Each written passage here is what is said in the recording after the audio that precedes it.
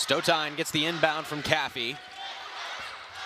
Stotine, Caffey, Makaleski connects. Makaleski's first three of the ball game, 1 for 4 from beyond the arc, but she's as capable of knocking him down as any on this Indiana roster.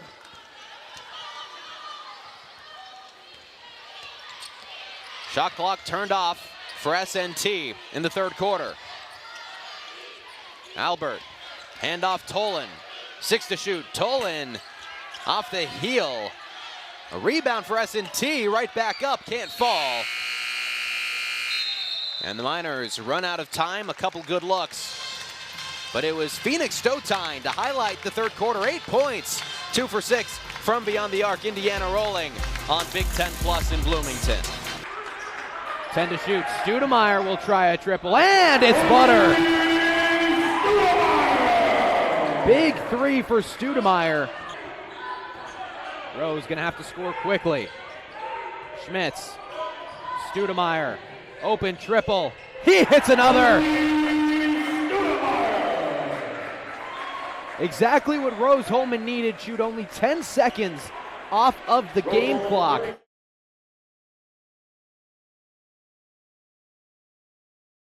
For the last time that Lene Beaumont played a game with the Indiana Hoosiers, it was March 23rd, 2024 against Fairfield. A lot of questions about how she would react coming back into the game. She hasn't skipped a beat.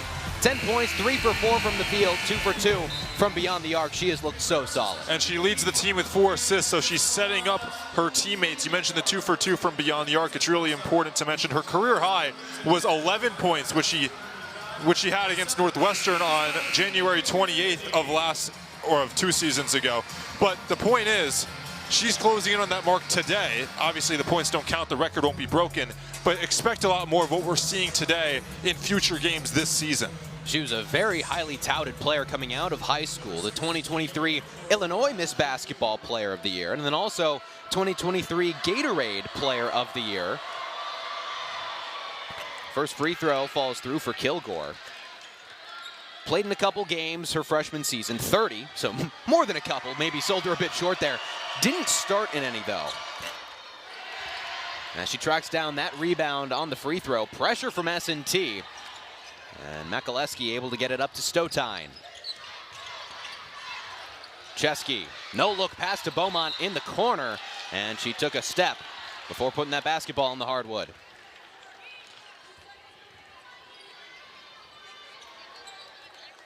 Before we went to break, we saw Soka Nguyen pick up her 4th foul, which we talked about briefly, but it is a big deal. Obviously, you can't foul out of an exhibition, but we have mentioned her impact on this game. The impact only matters if she's playing. And so over the course of the season, they need her to stay out of foul trouble. She's on the bench right now. Stotine gets a tough bucket to go. Those the first 2 points of the night for Phoenix Stotine. Played just around double-digit minutes. I'm very excited about her, the Arkansas transfer, getting going in the exhibition. Here's Gilbertson working on Makaleski, and it's going the other way. That's some of that defense, Graham, and you could see the scream, the emotion from Makaleski after she drew the charge. We're told Makaleski and Kadlitsova likely be playing for each other. Kadlitsova maybe a bit better defensively, something we talked about a little bit earlier, but Makaleski really strong offensively. Great bounce pass underneath to Noyan, and she puts it through. But having that ability to play those two different kinds of players, Kadlitsova has a couple buckets tonight herself. Clearly strong offensively and defensively for both of them. But having the ability, if you're Terry Morin, to choose one, pick and choose when and where to play those two players is going to be nice come Big Ten play. Burgess with a nice bounce pass underneath to Byers. And that one got tipped by Noyan. Kilgore was in decent position. And the transition foul on Lubering. A frustration foul. You don't get the rebound, and then probably a little unnecessary on Lubering. Believe that's her 3rd. And Chesky going to exit for the Indiana Hoosiers. Nevaeh Caffey comes back in for IU. A slew of substitutions for Missouri S&T. As Lene Beaumont is going to toe the line. Beaumont, a 70% free throw shooter back 2 seasons ago.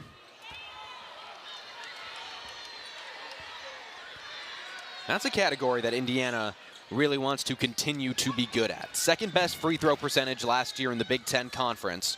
But something we mentioned a little bit earlier, they only attempted the 12th most out of 18 teams. The question becomes, can you maintain the percentage with more volume? And that's something we'll see. S&T working downhill, handoff for Casper. Another one, Tolan gets in the lane, flicks it up and in. Those are the kind of baskets that have been falling for S&T, getting in the lane. And it's more impressive because it's on Caffey, who we know is such a great defender. Here's Caffey now, one more pass, corner, triple. Stowtime connects.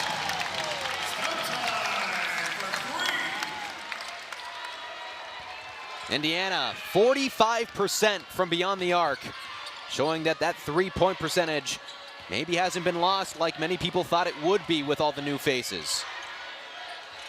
3 on the way for S&T. Casper overshoots. Graham, Stowtime's not a starter. She didn't start today, but I think Indiana loves this group right here with Stowtime and Caffey both on the floor together because the defense improves. There's such intensity in that realm, and Stowtime's a capable offensive player. Saw her knock down the 3. Here's Stowtime. She tries it again, and she hits a second time. And I don't mean necessarily these 5, but I just mean those 2 along with Soka and Guman and some of the other starters you saw with Chesky, obviously. It's a wealth of riches if you're Indiana. You feel like we talked about Makaleski and Kadletova. There's so many options that are plenty good to choose from that will really help your team. Miscommunication there between Lubering and Tolan. As Journey Kiyako checks back into the game for Lene Beaumont. Phoenix Stowtime coming alive for Indiana in this second half. All 8 of her points coming in this third quarter. She's 3 for 8 from the field, 2 for 5 from 3. Thought about another one there, and she traveled on her way to the cup.